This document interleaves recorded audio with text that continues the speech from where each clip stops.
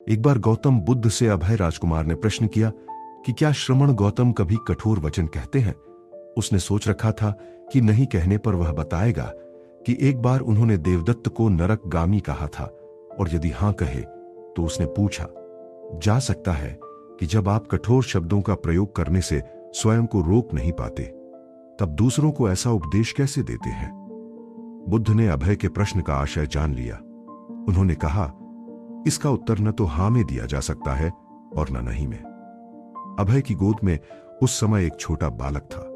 उसकी ओर इशारा करते हुए बुद्ध ने पूछा, राजकुमार, यदि दाई के अनजाने में यह बालक अपने मुख में काट का टुकड़ा डाल ले, तब तुम क्या करोगे। मैं उसे निकालने का प्रयास करूंगा। यदि वह आसानी से न निकल सकता हो तो बाएं हाथ से उसका सिर पकड़कर दाहिने हाथ की उंगली को टेढ़ा करके उसे निकालूंगा।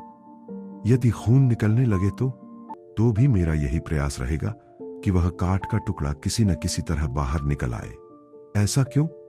इसलिए कि भंते, इसके प्रति मेरे मन में अनुकंपा है।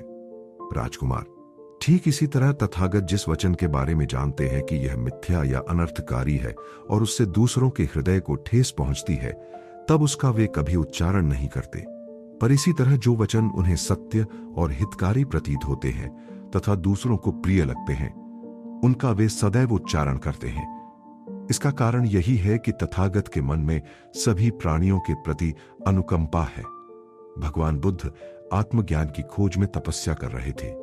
उनके मन में विभिन्न प्रकार के प्रश्न उमड़ रहे थे। उन्हें प्रश्नों का उत्तर चाहिए था, लेकिन अनेक प्रयासों के बाद भी उन्हें सफलता नहीं मिली।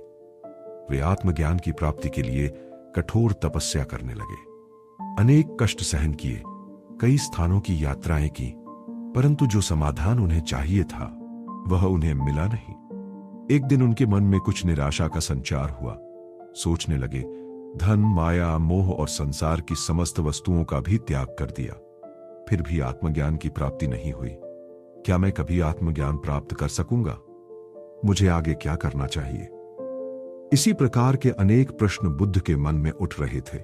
तपस्या में सफलता की कोई किरण दिखाई नहीं दे रही थी और इधर बुद्ध ने प्रयासों में कोई कमी नहीं छोड़ी थी। वे उदास मन से इन्हीं प्रश्नों पर मंथन कर रहे थे। इसी दौरान उन्हें प्यास लगी। वे अपने आसन से उठे और जल पीने के लिए सरोवर के पास गए। वहां उन्होंने एक अद्भुत दृश्य देखा। एक गिलहरी मुंह में कोई फल लिए सरोवर के पास आई। फल उससे छूटकर सरोवर में गिर गया। गिलहरी ने देखा फल पानी की गहराई में जा रहा है। गिलहरी ने पानी में छलांग लगी दी। उसने अपना शरीर पानी में भिगोया और बाहर आ गई। बाहर आकर उसने अपने शरीर पर लगा पानी झाग दाग दिया और पुनः सरोवर में कूद गई। उसने यह क्रम जारी रखा। बुद्ध उसे देख रहे थे, लेकिन गिलहरी इस बात से अनजान थी। वह लगातार अपने काम में जुटी रही। बुद्ध सोचने लगे, ये कैसी गिलहरी है। सरोवर का जल यह कभी नहीं सुखा सकेगी, लेकिन इसने हिम्मत नहीं हारी। यह पूरी शक्ति लगाकर सरोवर को खाली करने में जुटी है। अचानक बुद्ध के मन में एक विचार का उदय हुआ। यह तो गिलहरी है, फिर भी अपने लक्ष्य को प्राप्त करने में जुटी है। मैं तो मनुष्य हूं। आत्मज्ञान प्राप्त नहीं हुआ तो मन में निराशा के भाव आने लगे। मैं पुनः तपस्या में जुट जाऊंगा। इस प्रकार महात्मा बुद्ध ने गिलहरी से भी शिक्षा प्राप्त की और तपस्या में जुट गए। एक दिन उन्हें आत्मज्ञान प्राप्त हो गया और वे भगवान बुद्ध हो गए।